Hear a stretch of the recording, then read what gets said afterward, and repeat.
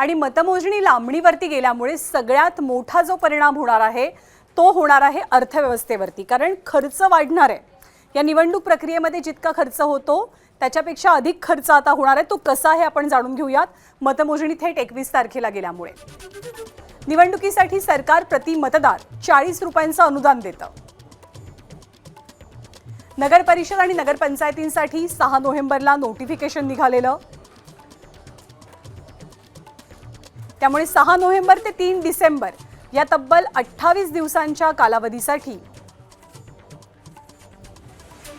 40 रुपये प्रति मतदार असा खर्च करायचा होता निवडणूक आयोगाला। हा खर्च आता अर्थातच वाढणार आहे। मतमोजणी पुढे गेल्यामुळे तब्बल 18 दिवसांचा अतिरिक्त खर्च अपेक्षित आहे। स्ट्रॉंग रूम, सीसीटीव्ही, संगणक आणि सुरक्षा या सगळ्या व्यवस्थांवरचा खर्च वाढेल। आणि त्यासोबत निवडणूक यंत्रणा, महसूल प्रशासन आणि पोलीस अधिकारी सोबतच कर्मचारी यांना भत्ते द्यावे लागतात। त्या भत्त्यांचा खर्च सुद्धा 18 दिवसांनी वाढल्याचं पाहायला मिळेल। एबीपी माझा, उघडा डोळे बघा नीट।